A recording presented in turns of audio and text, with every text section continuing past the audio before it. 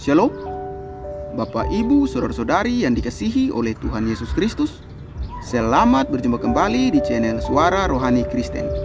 Pada kesempatan malam hari ini, kita akan sama-sama mendengarkan khotbah yang akan disampaikan oleh Ibu Pendeta Dewi Basjir dengan tema mengikuti arahan firman Tuhan.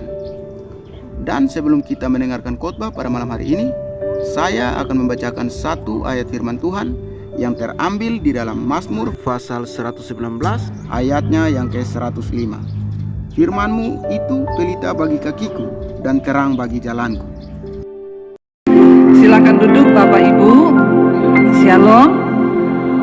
Saudara, kita memasuki tahun 2026. Hidup ini memang tidak akan selamanya indah. Yang namanya hidup pasti ada halangan, ada rintangan.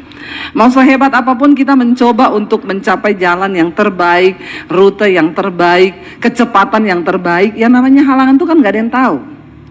Tapi setidaknya ya kita ini tidak terus melakukan kesalahan yang sama dari tahun ke tahun. Kita ada di tahun yang baru. Kalau kita mau menikmati berkat Tuhan, maka mari kita ikuti arahan dari firman Tuhan. Kalau kita ngikuti arahan dari firman Tuhan, kita ini semua orang percaya sama Tuhan. Untuk apa ada Alkitab? Supaya hidup kita ini ngikutin Alkitab, ngikuti firman Tuhan. Kalau kita ngikuti firman Tuhan, maka hidup ini pasti aman dan sentosa. Masalah ada, tetap ada. Tetap ada masalah, tapi bersama Tuhan, di dalam Tuhan, kita pasti akan mengalami sesuatu yang berbeda. Nah, Tuhan itu udah kasih saudara kita clue-nya di dalam Alkitab. Saya minum dulu, maaf ya. Lebih enak lagi nih kalau es jeruk. Tapi karena yang ada air hangat, puji Tuhan ya. Alkitab memberikan kita jalan bagaimana arahan supaya hidup ini enak, supaya hidup ini indah, supaya kita ini tidak banyak, jangan cari-cari masalah gitu. Kita ini hidup lurus aja banyak masalah, apalagi hidup bengkok-bengkok dan cari masalah. Kita baca dulu yuk firman Tuhan dalam 1 Petrus pasal yang ketiga. Kita lihat ayat yang ke-10 mulai. 1 Petrus pasal yang ketiga ayat yang ke-10. Kita baca bersama. Siapa yang pengen melihat hari-hari yang baik dalam hidupnya? Kita semua pengen ya lihat hari-hari yang baik dalam hidup kita ya.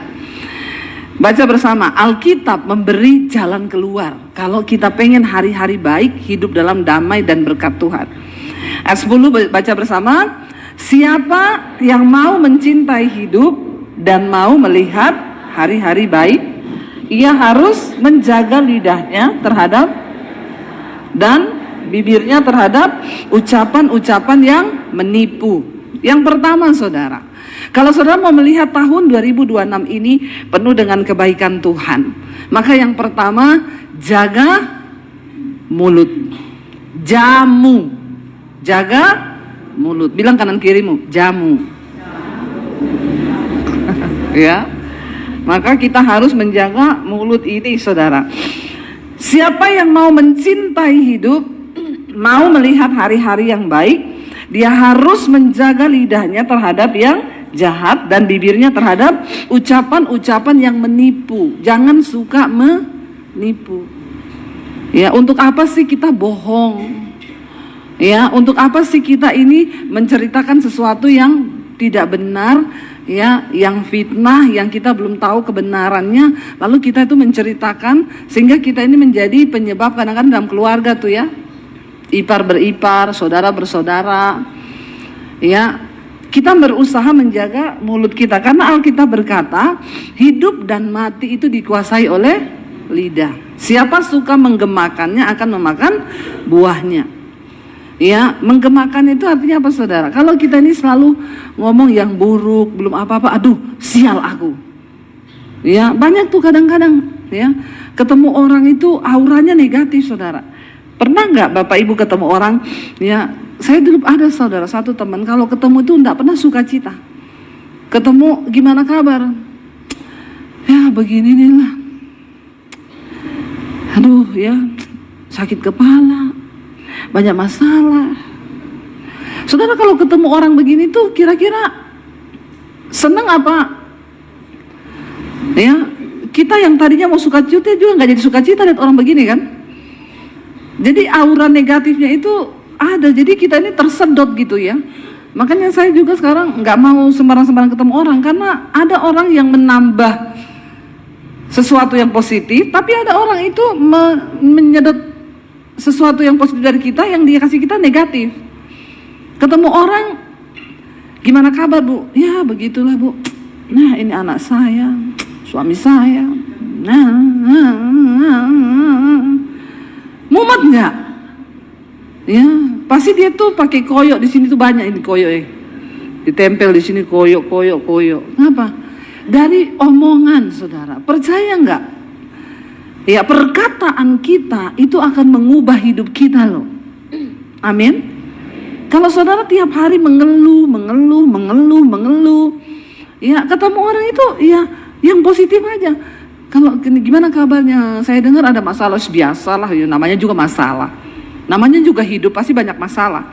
Kalau banyak cucian itu laundry. Ya enggak saudara? Ya kalau banyak makanan itu nasi padang.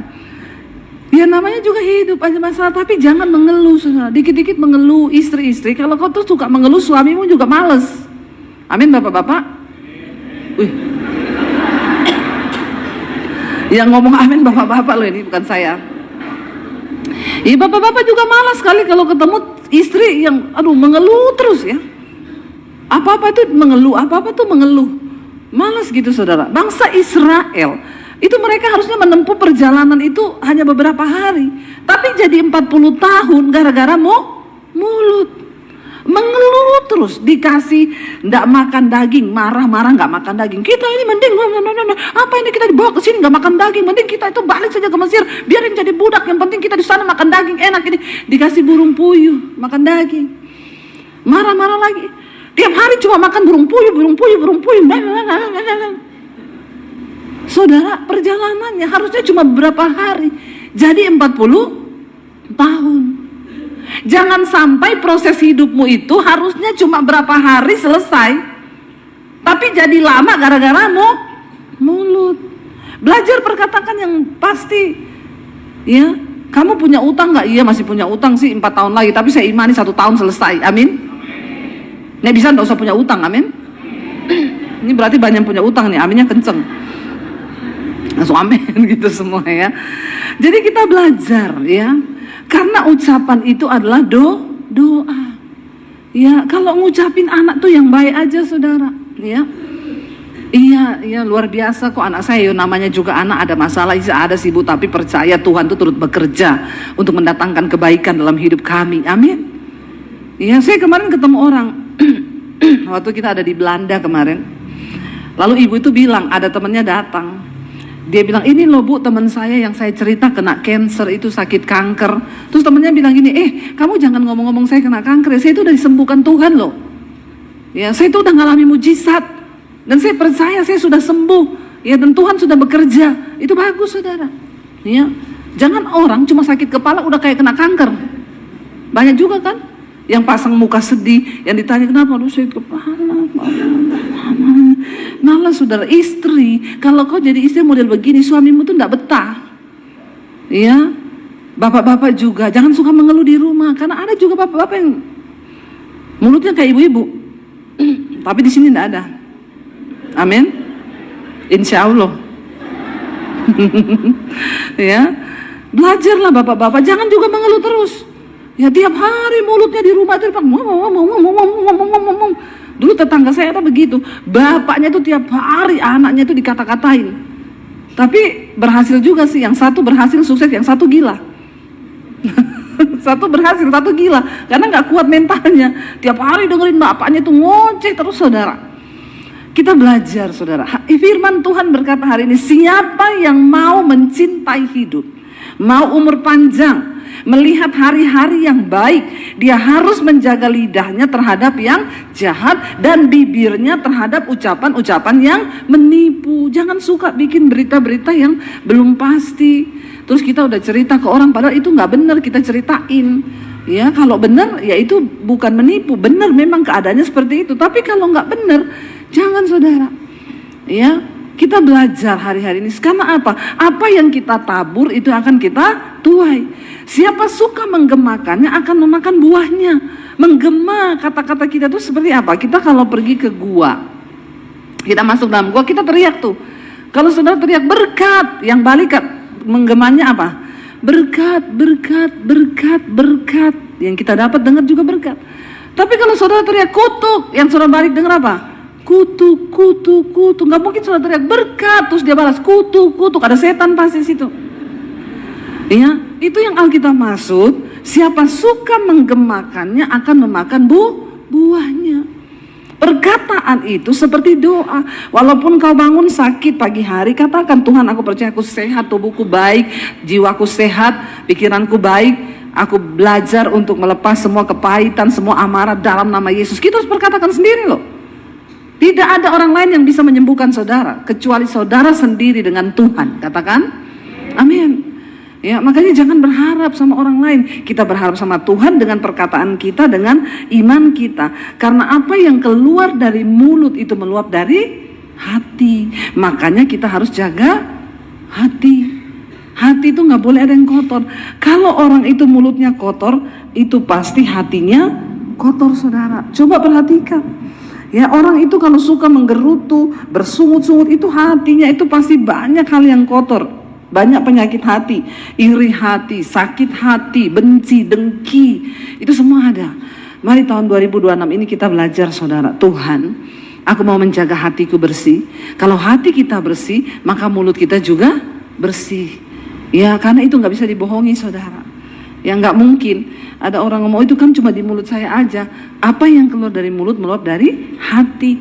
Kalau hati kita bersih, maka perkataan kita bersih. Yang kedua, ayat yang ke-11 berkata begini, kalau engkau mau melihat segala yang baik hari-hari ini, dikatakan ayat yang ke-11, baca sama-sama, ia harus menjauhi apa? Yang jahat dan melakukan yang baik. Ia harus mencari perdamaian dan berusaha mendapatkannya. Lakukan yang baik dan jauhi yang jahat. Jangan lakukan yang jahat, jauhi yang baik. Kebanyakan orang terbalik. Mari kita berusaha melakukan yang baik dan menjauhi yang jahat, saudara. Ya, sekalipun keadaan itu rasanya nggak enak, tapi kita belajar. Tuhan melihat kebenaran dalam batin manusia. Kalau kita ini batinnya itu benar, saudara, maka Tuhan itu ya memberkati kita. Tapi kalau hati kita ini, batin kita banyak yang kotor. Ya, saya pernah cerita, saudara, tetangga saya itu saudara di Jakarta. Saya tanam pohon, ya, daunnya satu jatuh ke halamannya dia. Pagi-pagi dia nyapu, harusnya kan dibuang ke sampah tuh, dia buang di halaman rumah saya. 2 biji daun, dia ambil di tempat sampah, gini dia datang ke depan rumah saya. Hello, please. Saya lihat dari luar, dari dalam gini, kasihan orang itu ya, kasihan sekali lah. Kan seharusnya kamu nggak usah berbuat begitu, Tuhan menilai kebaikanmu tuh. Daripada cuma 2 biji daun terbang ke rumahnya, di depannya dia itu tempat sampah besar sekali, dan yang angkat juga bukan dia, kan ada orang perumahan yang angkat sampah. Dia buang ke situ, kan tukang sampah angkat, nggak terima dia. Ini sampahnya rumah sebelah, jadi dia ambil, dia buang ke depan rumah saya. Puji Tuhan. Tapi orang kayak begitu. Hati-hati loh, saudara. Hidup kita diberkati atau tidak, itu tergantung dari kebenaran dalam batin kita. Jangan berbuat yang jahat, tapi berusaha lakukan yang baik. Berusaha, walaupun ya kita kadang-kadang rugi melakukan kebaikan, tapi ya nggak apa-apa, lakukan saja. Saya cerita, saya bangun rumah di Jakarta. Tetangga saya sebelah yang sini, ini yang lain lagi, ini yang waktu kita pindah rumah baru. Garasi rumahnya itu sudah bocor-bocor, sudah tidak terawat lah, udah tua banget, memang sudah rusak. Saya bilang sama tukang saya, Mas, hati-hati jangan sampai ganggu rumahnya orang. Oh iya Bu, saya tahu. Jadi tukang saya itu pasang plastik tebel. Ya, di Jakarta juga kalau harus renov harus seperti itu. Dipantau dari perumahan, pasang plastik tebel supaya puing-puing kita nggak jatuh ke tetangga sebelah. Ya, waktu sudah separuh bangun, orang sebelah rumah itu datangi tukang saya. Itu garasi saya bocor-bocor karena kamu loh yang rusakin. Padahal memang udah bocor. Dari saya datang, saya lihat udah bocor. Sampai saya bilang sama suami saya, itu garasi masa nggak diperbaiki, udah tua begitu, udah bocor, nggak cocok sama rumahnya gitu. Tapi ya udah, tukang saya bilang, memang itu sudah rusak Pak. Enggak kayak begitu, itu kamu yang rusakin. Terus tukang saya bilang, ya udah terus maunya gimana? Nanti saya bilang ke ibu, gini aja, nanti saya beli bahannya, kamu perbaiki ya, tapi saya nggak mau bayar ongkosnya. Suruh tuan rumahmu yang bayar, karena kamu yang rusakin. Tukang saya bilang, Bu, orang sebelah rumah minta garasinya dibenerin, jadi dia mau beli bahan, tapi ibu yang bayar ongkos tukang saya. Saya dengar gitu, nggak apa-apa Mas, ya udah kamu bikin aja, bangun aja, nanti saya bayar kamu, hitung aja berapa hari, oke kan? Kurang baik apa saya coba? Nggak usah cari ribut, oke. Giliran udah dibangun, dia WA bapak sebelah rumah, Pak, saya udah mau benerin, tolong dibeli bahan-bahannya ini besinya sekian, sengnya gini.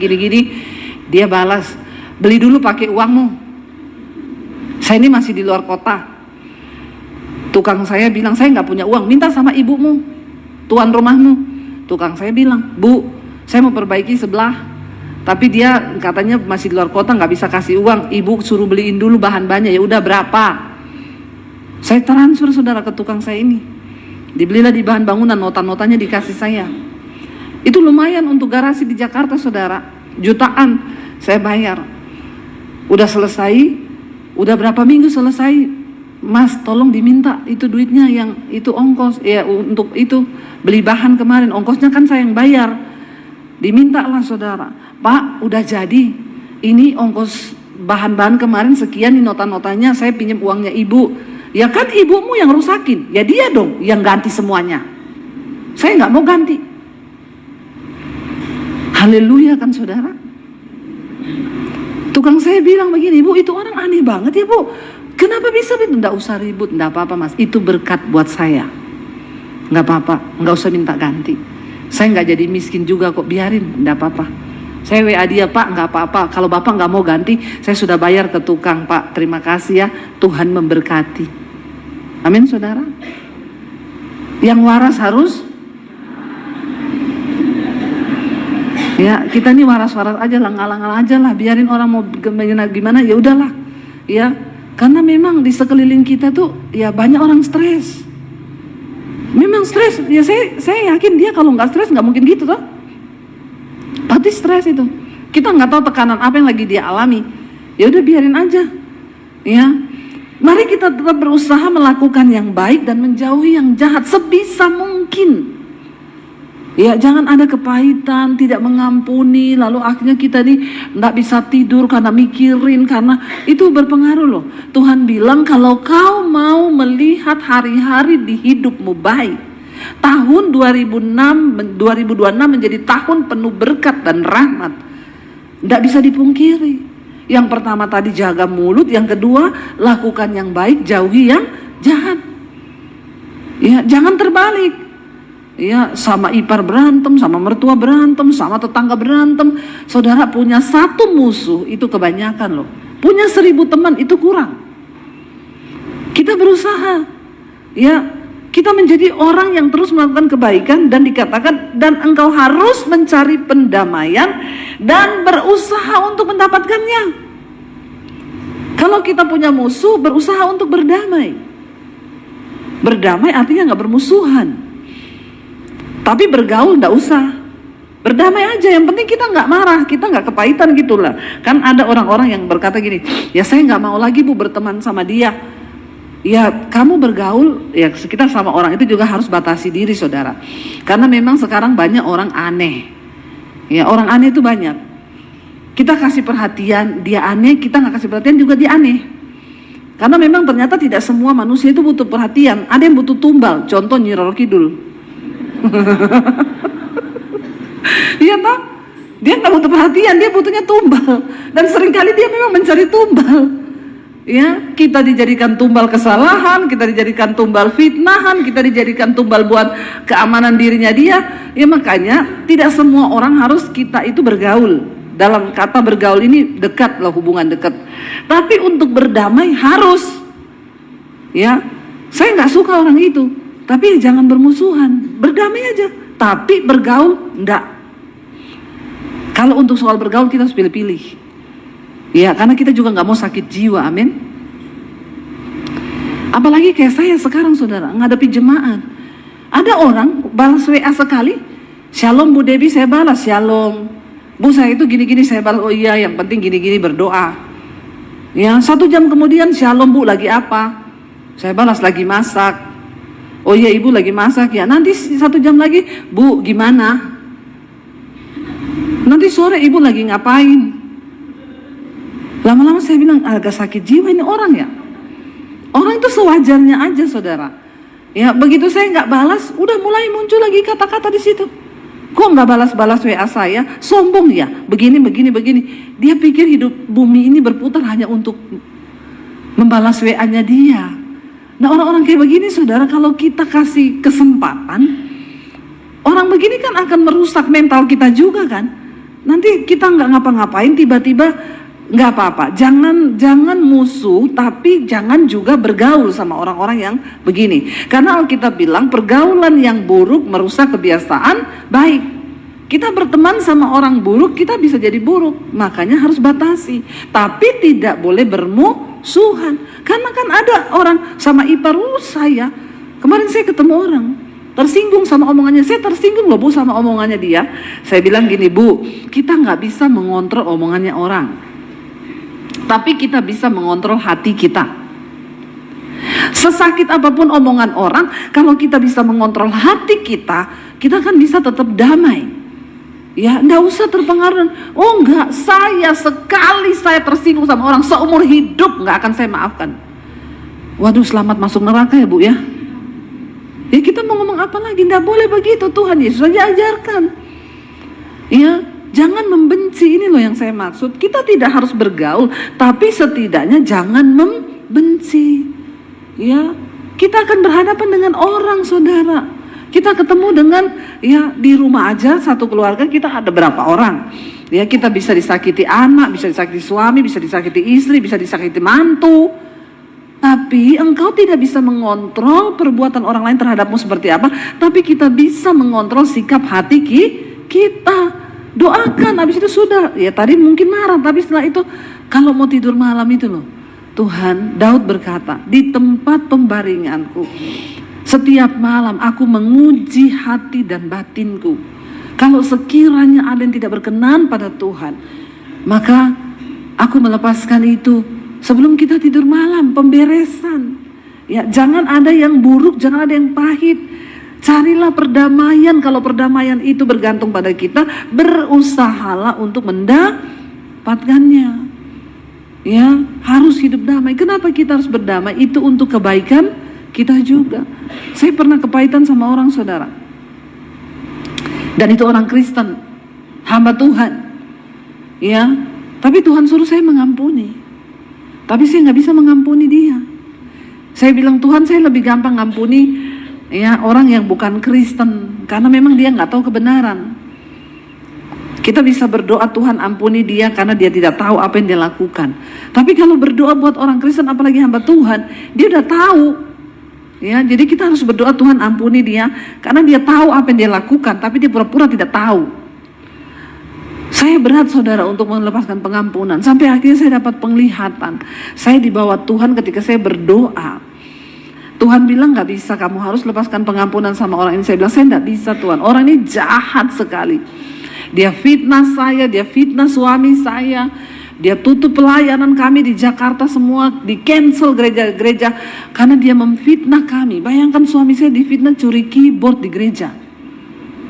Ya, model suami saya model begini dituduh curi keyboard. Ya, nggak ada fitnahan yang lain gitu saudara. Ya, curi ayam kek, curi keyboard. Ya, kami dipermalukan saudara. Disampaikan ke atas pemimpin sampai jadwal saya semua di cancel. Tuhan suruh saya ampuni dia. Saya bilang Tuhan, dia itu hamba Tuhan. Dia tahu apa yang dia lakukan. Dia tahu tuh fitnah. Suami saya nggak pernah melakukan hal-hal yang begitu. Tapi Tuhan bilang nggak ada jalan lain. Kamu harus mengampuni. Karena aku nggak bisa berkati kamu kalau kamu nggak mengampuni. Berat saudara. Akhirnya saya masuk di kamar, saya berdoa, saya nangis di situ.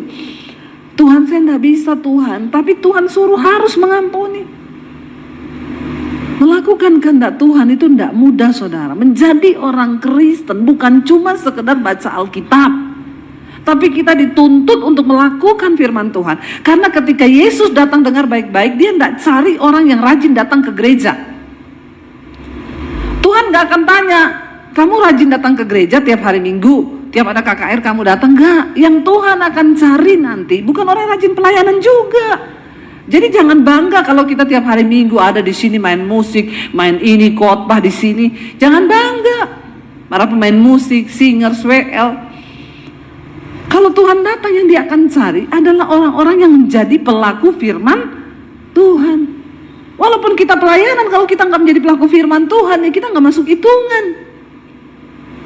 Walaupun kita hamba Tuhan, kalau kita nggak jadi pelaku firman, ya Tuhan juga nggak cari kita. Makanya Yesus berkata, waktu dia datang nanti banyak orang akan ngaku-ngaku. Tapi Tuhan bilang, aku tidak kenal engkau, enyahlah engkau pembuat kejahatan. Tapi marilah kepadaku, hai kamu semua yang melakukan apa? Firman-Ku, yang melakukan kehendak Bapa. Apa goal dari kekristenan? Kita menjadi pelaku firman Tuhan. Alkitab bukan hanya untuk dibaca, tapi untuk dipraktekkan. Makanya saya selalu bilang, kalau ada orang yang bangga, saya ini sehari baca 5 pasal loh Bu. Saya bilang, Bu, bukan soal berapa pasal yang kau baca tiap hari. 5 pasal yang kau baca, ada nggak satu ayatnya yang kau lakukan di situ? Kadang orang cuma bangga-banggaan, saya sehari baca 5 pasal loh. Kayaknya baca sehari 5 pasal puyeng kepala ya. Saudara coba praktekin, baca 1 ayat saja nih. Mengucap syukurlah dalam segala hal, karena itulah yang dikehendaki Tuhan. Terus kita baca 1 ayat itu, Tuhan mengucap syukurlah dalam segala hal, karena itulah yang dikehendaki Tuhan. Terus kita berusaha nih. Ada orang tiba-tiba bikin kita jengkel, terima kasih Tuhan, bersyukur. Sulit nggak? Sini baru 1 ayat ini, ya. Jangan cuma gagah-gagahan baca 5 pasal. Padahal 1 ayat pun tidak ada yang dilakukan. Kita belajar saudara, baca 1 ayat aja 1 hari, tapi kau lakukan. Daripada baca 5 pasal tapi nggak ada yang dilakukan. Waktu Tuhan suruh saya lakukan, Tuhan bilang, ampuni orang yang berbuat jahat kepada kamu, doakan orang itu. Saya bilang, gak bisa Tuhan, saya doakan orang ini jahat Tuhan. Nuduh suami saya pencuri keyboard, tutup semua pintu pelayanan kami. Apa yang harus saya buat? Tapi Tuhan bilang, gak bisa, kamu harus lepaskan pengampunan. Kalau tidak, aku gak bisa berkati hidupmu. Ada penghalang berkat. Akhirnya saya mulai berdoa, saya dapat penglihatan saudara, 1 pintu terowongan, dan terowongan itu bentuknya badan saya, dan sekelilingnya itu hanya ada lebih beberapa senti aja, tapi di ujungnya itu ada sinar kemuliaan. Lalu Tuhan tuh bilang, kamu harus lewati terowongan ini, karena sempitlah jalan yang menuju pada kehidupan dan sedikit orang yang mau melaluinya. Tapi lebarlah jalan yang menuju pada kebinasaan dan banyak orang yang memilih melalui jalan itu. Menjadi pelaku firman Tuhan, pengikut Kristus itu tidak enak. Kita seperti jalan di terowongan sempitnya, itu bentuk badan kita. Tapi kalau kita mau melakukan saudara, engkau akan melihat kemuliaan demi kemuliaan Tuhan. Akhirnya saya jalan saudara. Jalan di terowongan itu nggak boleh lihat kanan kiri, nggak boleh, harus lurus pandangan itu ke depan, kepala nggak boleh goyang sedikit. Kalau goyang, kejepit nih saya mati. Jadi jalan itu lurus terus sampai di ujung saya lihat kemuliaan. Dan ternyata Tuhan buktikan. Setelah saya melakukan firman Tuhan, Tuhan mulai angkat pelayanan saya. Tuhan mulai bukakan pintu-pintu pelayanan lewat YouTube, lewat ini. Tidak usah takut orang tutup pintu jalanmu. Sebab 1 orang tutup pintumu, Tuhan sanggup membuka 1000 pintu yang lain yang tidak dapat ditutup oleh manusia. Amin saudara. Yang penting kita mau taat. Taat itu apa? T-A-A-T. Tidak ada alasan, titik. Amin. Ulang, taat itu adalah T-A-A-T. Tidak ada alasan, titik. Bilang kanan kirimu, tidak ada alasan, titik. Itulah namanya taat. Taat itu tidak gampang. Tapi kalau kita mau, pasti Tuhan akan memberkati. Dan Tuhan melihat kebenaran dalam batin. Jadi kita tidak usah berkuar-kuar ngomongin tentang hidup kita. Sebab Tuhan melihat hatimu waktu kau sendirian di kamar. Tuhan melihat hatimu waktu kau sendirian lagi kau mau tidur. Dan kau bilang, Tuhan aku ampuni anakku, Tuhan memang sakit, tapi aku mengasihi anakku, aku mengampuni dalam nama Yesus, aku buang segala kepahitan ini. Itu namanya kita belajar taat pada firman Tuhan. Kenapa kita diberi hukum-hukum Tuhan? Karena kalau nggak ada hukum Tuhan dan orang nggak taat, ya makanya gampang terjadi perceraian, gampang terjadi pertengkaran, pembunuhan. Kenapa? Karena adanya ketidaktaatan. Makanya kita ini diberi hukum, dikasih jalan supaya hidup kita itu lurus. Dan kita menjadi pelaku firman. Dan kita bisa menikmati berkat-berkat Tuhan. Ayat yang ke-12 berkata begini saudara. Baca bersama ayat 12. Sebab mata Tuhan tertuju kepada orang-orang benar. Dan telinganya kepada permohonan mereka yang minta tolong. Tetapi wajah Tuhan menentang orang-orang yang berbuat jahat. Saudara, ayat ini bilang mata Tuhan tertuju kepada orang-orang benar. Jadi bagaimana kita mau menarik perhatian Tuhan dalam hidup kita? Mari kita menjadi orang yang benar di mata Tuhan, bukan benar di mata manusia. Kalau kita cuma benar di mata manusia, jatuhnya pencitraan. Kita sibuk benarkan diri kanan kiri, padahal di hadapan Tuhan kita ini busuk. Mari kita lebih mencari kebenaran di hadapan Tuhan. Kita lebih mencari perkenanan Tuhan. Sebab Tuhan tidak pernah salah menilai orang. Manusia bisa nggak salah menilai? Bisa. Karena dengar cerita dari sana, cerita dari sini, orang bisa salah menilai, saudara. Ya, ada satu kali yang bilang, ternyata Bu Debbie itu sombong ya. Saya ketemu di bandara, saya sapa, cuma balas gini, iya terus lari. Nah kau ini tahu saya ini lari kenapa? Ya, terus saya dikata-katai. Di mimbar sama di bawah mimbar beda. Kita kalau mau dapat omongan orang saudara, capek hidup kita ini. Belajarlah untuk ayo kita ini lebih peduli dengan apa kata Tuhan. Biarkan orang mau hina kita, mau fitnah kita. Kalau saya lebih peduli dengan apa kata Tuhan. Sebab dikatakan mata Tuhan tertuju kepada orang benar. Dan telinganya kepada permohonan mereka. Mereka itu siapa? Permohonan orang-orang benar yang minta tolong kepada Tuhan. Makanya jangan peduli dengan omongan orang. Kita tetap lakukan kebaikan. Makanya itu dikata-katain sombong, ternyata puji Tuhan. Ya, kita nggak bisa menyenangkan semua orang. Tapi kita bisa memilih untuk menyenangkan Tuhan. Orang bebas menghakimi kita. Tapi mata Tuhan dan penilaian Tuhan tidak pernah ketukar dan tidak pernah salah. Tuhan gak pernah salah menakar berkat bagi orang. Dia gak pernah salah memberi takaran kasih dan berkatnya kepada setiap orang. Dan apa yang membuat Tuhan tertarik dengan orang? Ya karena kebenaran, saudara. Ya, mari kita mengerti kebenaran ini supaya hidup kita ini bisa mengalami segala hal yang baik dari Tuhan. Ya, segala hal yang mulia dari Tuhan. Mari kita sungguh-sungguh percaya sama Tuhan. Mata Tuhan tertuju kepada orang benar. 2026 saudara, banyak prediksi.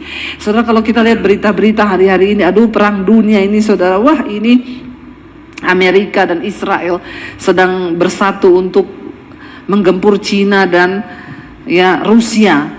ini mereka sudah menyiapkan pesawat-pesawat perang. Saya nggak tahu ini ya, di Asia sendiri perang mulai terjadi bangsa antara bangsa. Berita-berita tentang bencana mulai terdengar. Bahkan bencana-bencana sekarang ini bukan hanya terjadi karena alam. Ada yang namanya satu senjata yang dimiliki oleh bangsa-bangsa yang kuat di dunia. Itu namanya teknologi blue beam. Mereka bisa bikin bencana buatan karena kekuatan frekuensi. Dan ini terjadi saudara, ya banyak, mereka bisa bikin kebakaran, mereka bisa bikin itu. Senjata ini dimiliki oleh negara-negara yang punya kekuatan. Kalau kita lihat ya, saya kemarin dengar berita di Belanda, beberapa pemerintah hari terakhir sudah mengedukasi rakyatnya, kalau terjadi sesuatu yang buruk, kamu harus punya kekuatan untuk bertahan hidup setidaknya selama 72 jam. Jadi dikasih mereka bagaimana caranya untuk bertahan hidup. Kalau terjadi pemadaman listrik, kalau terjadi serangan, tiba-tiba nggak bisa ambil uang di ATM, listrik mati, semua mati, kita nggak punya uang, nggak punya, itu dikasih edukasi ke mereka. Saya melihat saudara, dunia ini makin tidak baik. Ya, keadaan dunia ini semakin tidak baik karena Alkitab berkata di hari-hari yang terakhir memang akan datang masa yang sukar.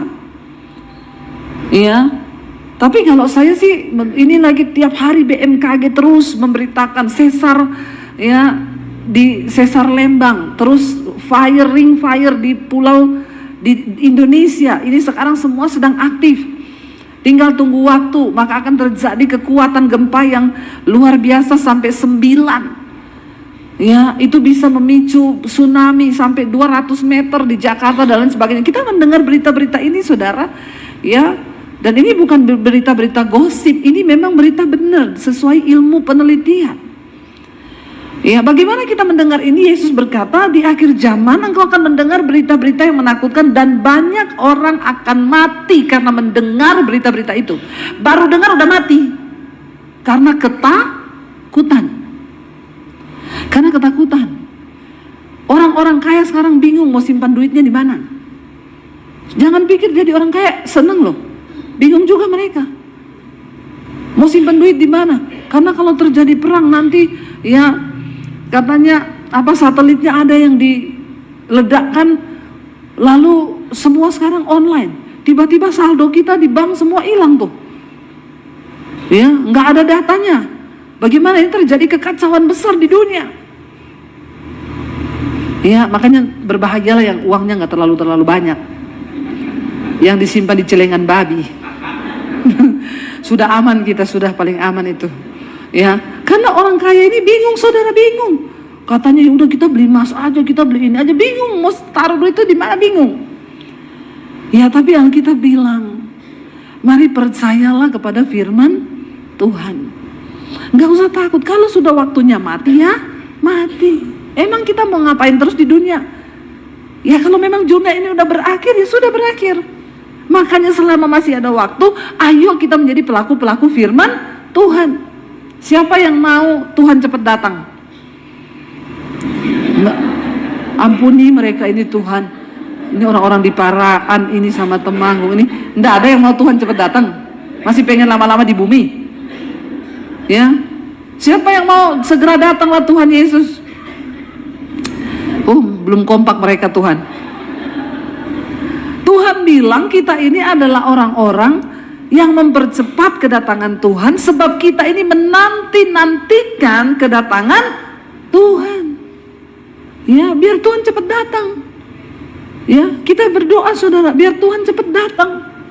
Karena kalau waktu ini tidak dipersingkat, tidak ada yang selamat.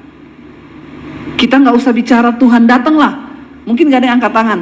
Saya mau tanya saja di sini, siapa yang udah siap mati? Yang udah siap mati angkat tangan. Padahal udah tua-tua juga loh. Tapi nggak ada yang mau angkat tangan yang udah siap mati. Saya tanya. Udah pada mendekati nih, mau di absen. Ya saudara, siap atau tidak siap, kalau waktunya datang, nggak ada pilihan kan? Jadi daripada tidak siap, lebih baik persiapkan diri. Ayo persiapkan diri. Mati itu nggak pandang umur sekarang. Ya, Alkitab bilang umur manusia 70 tahun. Yang udah umur 70 angkat tangan. Belum ada yang umur 70 di sini? Memang orang di sini enggak ada tangan atau bagaimana ya? Dari tadi suruh angkat tangan, nggak ada yang mau angkat tangan nih. Ya, yang udah lebih dari 70 angkat tangan. Ih, luar biasa loh, ini bonus semua, ini udah bonus ini ya. Tuhan kasih bonus. Ya. Alkitab bilang umur manusia itu 70, kalau lebih dikasih sampai 80, ada yang sampai 90. Tapi ya kalau sakit-sakit maklum aja, karena memang onderdilnya juga sudah mulai ya begitulah, lutut sudah mulai aus, iya kan? Jadi udah mulai sakit lutut, udah mulai sakit pinggang. Saya aja sekarang saudara udah mulai terasa, pokoknya menginjak 50 tahun ke atas ini sudah ya mulai ya agak-agak apa dikit itu ternyata udah nggak kayak dulu. Dulu bisa tuh ya habis khotbah lari. Sekarang mulai terasa juga, ya maklum kan sudah umur. Jangan bilang gini, tetap kuat dalam nama Yesus. Ya memang dalam nama Yesus, tapi tubuhmu itu ada batasannya. Ya, jadi kita juga harus sadar, umur juga ada batasannya. Jangan bilang tidak siap mati. Kita harus siap mati. Ya, bagaimana mempersiapkan diri? Yaitu tadi melakukan yang baik, buang kepahitan, jangan jahat-jahat sama orang. Ya, jangan makin tua makin aneh. Ya, berdoa saudara, semakin tua semakin mendekatkan diri pada Tuhan. Karena orang tua itu kalau makin tua memang makin aneh. Ya, itu disadari atau tidak memang begitu. Banyak kasus-kasus saya, anak-anaknya ya pada curhat ke saya nih, Bu, mama saya tuh loh Bu, saya dan nggak tahan ngadepin mama saya. Kenapa? Baru saya kasih makan, dia bilang saya nggak pernah dia kasih makan. Ya, saya bilang, ya maklum kalau udah begitu itu namanya udah, ya itu yang namanya otak itu kan nggak bisa juga kayak dulu. Memang dikasih umur panjang sih umur panjang. Tapi kalau lupa terus juga buat apa ya? Benar nggak saudara? Makanya kita harus siap mati. Jangan terlalu panjang-panjang minta sama Tuhan. Karena kalau kepanjangan juga bikin repot orang loh. Bener. Ya. Saya dulu waktu doakan ibu-ibu tuh nenek-nenek umur 102 tahun ulang tahun saya doakan. Saya pikir, oh ini udah mau mati nih, terakhir ulang tahun nih 102. Masih sehat, ulang tahun lagi 103, ulang tahun lagi 104, tidak mati-mati. Tapi saudara, dari saya datang 101 saya tanya, Oma mau didoakan apa? Itu masih sehat ya, otaknya juga masih lancar. Doakan Bu Pendeta, doakan apa? Pengen mati. Kalau udah kepanjangan malah pengen mati, susah toh. Saya ini minta-minta mati, kenapa Tuhan sudah lupa sama saya? Saya bilang, Tuhan tidak lupa Oma, bersyukur saja masih dikasih umur panjang. Iya, kenapa Tuhan tidak panggil-panggil saya ya? 101, 102, 103. Saya bilang dulu Oma waktu muda berdoa biar umur panjang tuh. Iya, makanya jangan berdoa minta umur panjang terus Oma. Sekarang kepanjangan Oma minta mati, tidak mati-mati lagi. Iya, sampai 105 saudara hidup. Sampai terakhir tuh dia ulang tahun 105. Padahal saya bilang sama suami saya, udah 101 terakhir nih, ada 102 terakhir nih, 103 terakhir nih, 104 terakhir nih, 105 baru mati tuh Oma. Yang lebih bingung lagi saya tanya, Oma rahasianya apa? Minum Coca-Cola sama es batu. Nah itu lebih aneh lagi tuh. Agak lain ini Oma ini. Minum Coca-Cola, dan tapi memang benar anaknya bilang itu dari muda tiap hari minum Coca-Cola sama es batu. Bahkan sampai umur 105 di depannya ada Coca-Cola yang 2 liter itu sama es batu. Dia minum di depan saya. Kalau mau mencapai 105 silakan pulang minum Coca-Cola dan es batu. Ya, ini hanya dilakukan oleh para ahli saja. Ya, jangan coba-coba kalau tidak mampu ya. Tapi kan berarti umur panjang itu memang di tangan Tuhan. Ya, tapi saya cuma mau bilang hari ini, kalau kita itu saudara harus siapkan diri. Jadi mau kiamatnya besok, mau kiamatnya kapan, mau terjadi gempa, mau terjadi ini, ya BMKG terus ngomong ini, di Jakarta tiap hari ini diumumin, sediakan koper. Ya, koper itu koper kecil aja, isi surat-surat berharga, sertifikat rumah, ijazah, apa-apa barang-barang berharga, sedikit obat, baju hangat, baju tidur, sedikit makanan, supaya kalau terjadi apa-apa gempa besar datang, ya setidaknya kita ini masih bisa bawa. Saya bilang, kok bikinnya begitu, bawa surat-surat berharga, kalau Kalau gempa terus bumi terbelah terus kita terkubur di dalam tanah, mau ngapain? Ya, memang semua akan berlalu. Dan Alkitab berkata, bumi seperti yang kita kenal ini satu saat nanti akan hancur. Kata Alkitab loh, bukan kata saya. Bumi seperti yang engkau kenal hari ini akan hancur. Dengan nyala api yang besar, unsur-unsur dunia akan terbakar, akan hangus dalam nyala api yang luar biasa.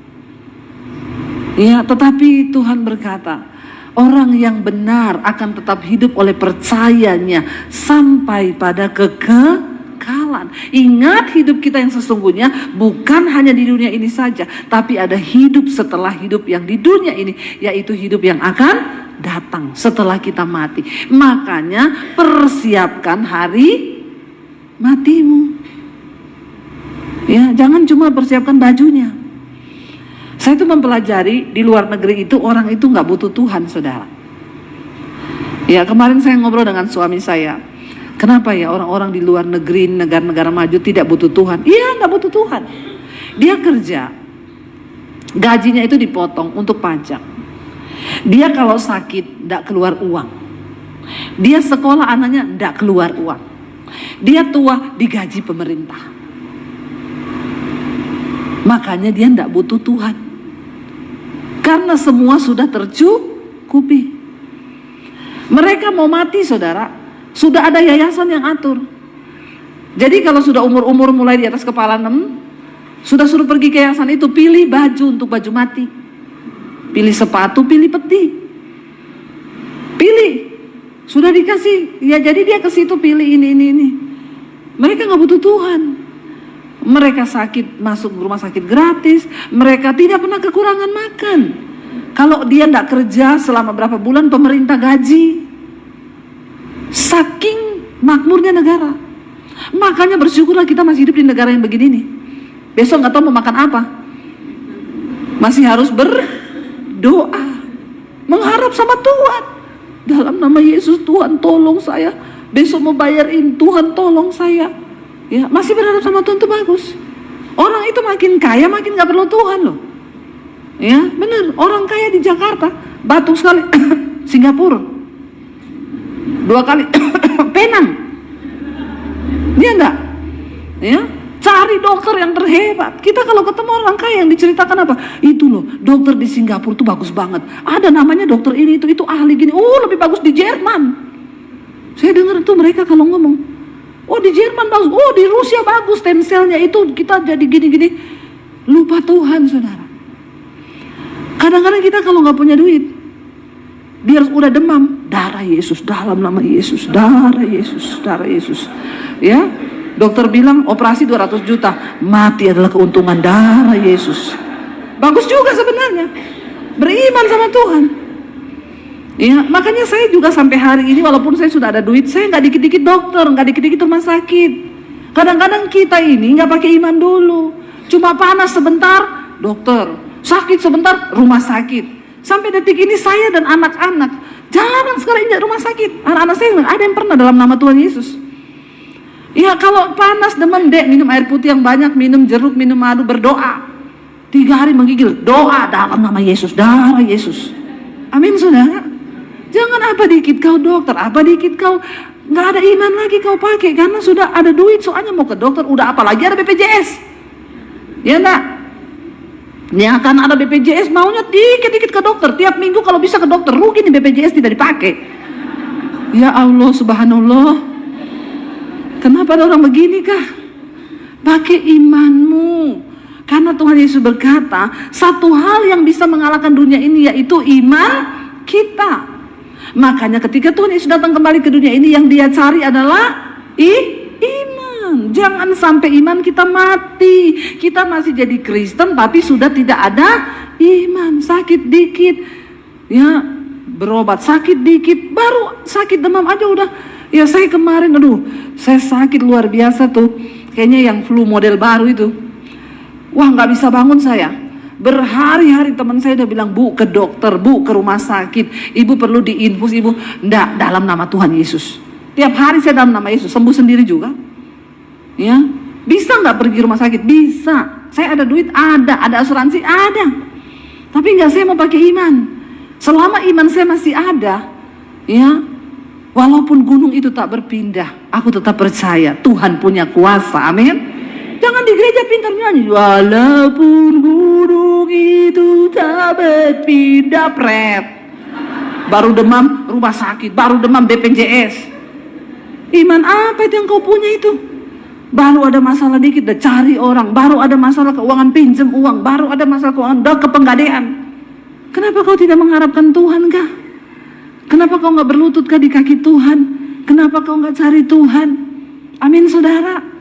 Tuhan itu hidup, Tuhan itu ada, dan dengan jelas dikatakan sebab mata Tuhan tertuju kepada orang benar dan telinganya kepada permohonan orang benar itu yang minta tolong. Tapi sebaliknya wajah Tuhan menentang orang-orang yang berbuat jahat. Tahun 2026, engkau mau memilih menjadi perhatian Tuhan atau menjadi musuh Tuhan? Saudara bisa bayangkan kalau wajah Tuhan menentang orang yang berbuat jahat, begini Tuhan sama kita. Mau apa kau? Kau doa juga gak bakal dijawab, karena engkau melakukan yang jahat. Jangan melakukan yang jahat supaya dia mendengarkan doa kita. Cuma ini kuncinya, kejar perkenanan Tuhan. Amin. Walaupun masalah di depan kita ada, kita mau tetap percaya bahwa kita punya Tuhan yang punya kuasa, kita punya Tuhan yang punya rencana yang terindah bagi kita. Kita bangkit berdiri bersama saudara. Kita mau datang sama Tuhan.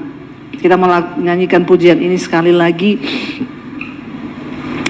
Kita mau katakan di hadapan Tuhan, Tuhan terima kasih.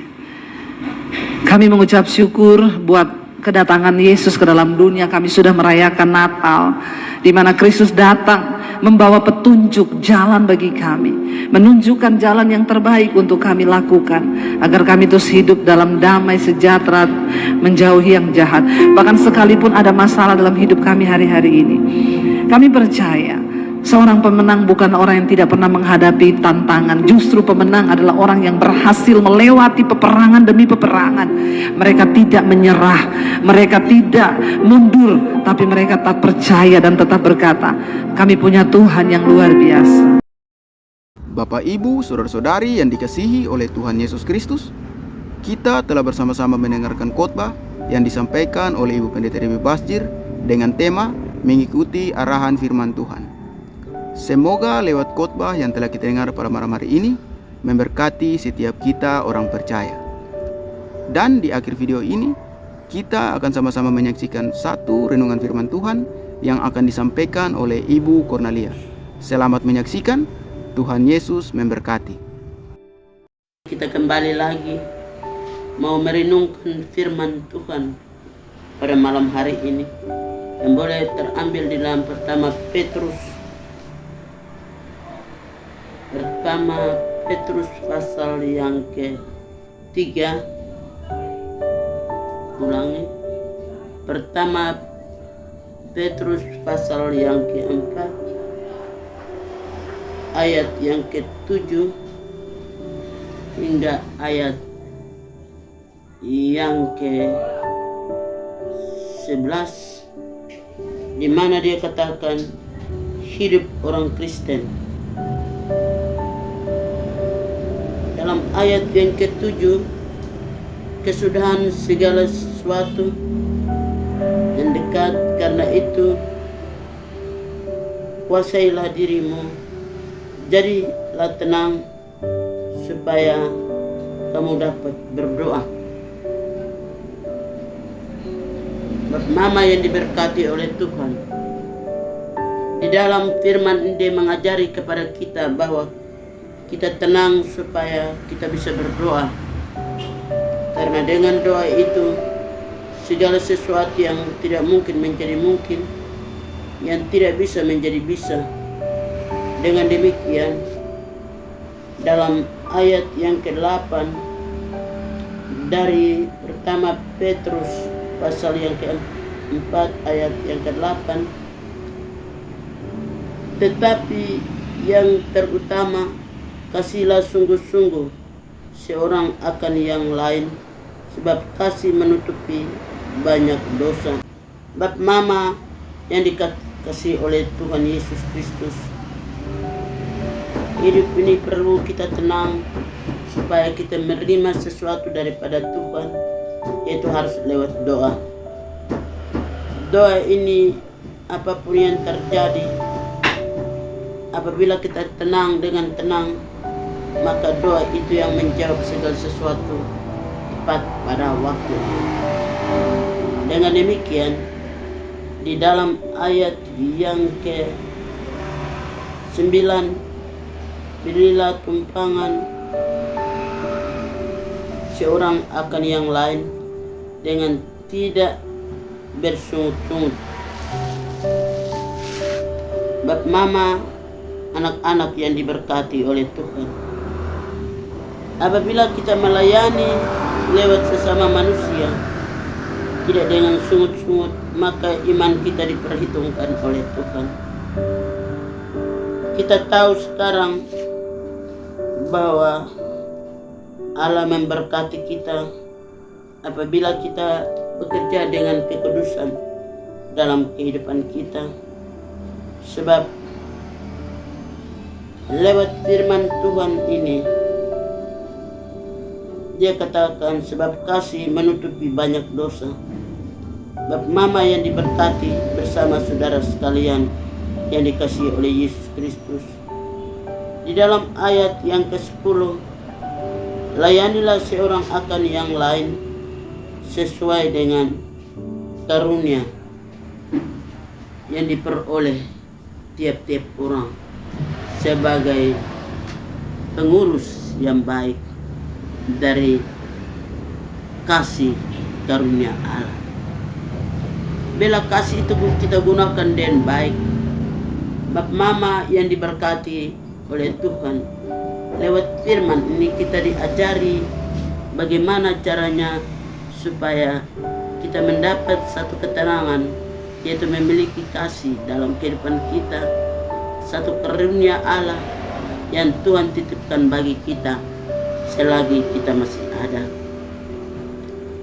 Dengan demikian, dalam pertama Petrus pasal yang ke-4 ayat yang ke-11, jika ada orang yang berbicara, baiklah ia berbicara sebagai orang yang menyampaikan firman Allah. Dengan demikian, tugas tanggung jawab kita yaitu menyampaikan firman, kabar baik lewat firman Tuhan pada malam hari ini. Bapak mama serta anak-anak sekalian yang diberkati oleh Tuhan, di dalam firman ini Dia mengajari kepada kita bagaimana caranya supaya menyampaikan firman Allah. Dan ada orang yang melayani, baiklah ia melakukan dengan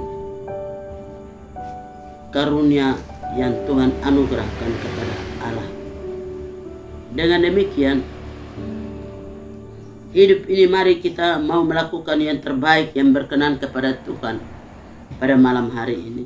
Bapak mama serta anak-anak sekalian yang diberkati oleh Tuhan, hidup bersama dengan Tuhan tidak ada yang mustahil bagi kita yang percaya kepada Tuhan. Orang yang melayani dengan baik, hidupnya selalu diberkati di mana-mana, dan orang yang melayani dengan sukacita, hidupnya mendapat banyak berkat, yaitu dapat umur panjang dan menikmati banyak berkat dalam hidupnya. Sehingga dengan demikian, pada malam hari ini, mari kita kuat di dalam firman, karena Allah mengaruniakan anaknya kepada kita. Mari kita mempermuliakan nama Tuhan selagi Tuhan masih percayakan kita di dalam dunia ini. Sebab segala sesuatu karena Yesus Kristus, ialah yang mempunyai kemuliaan dan kuasa sampai selama-lamanya. Di dalam nama Bapa, Anak, dan Roh Kudus. Amin.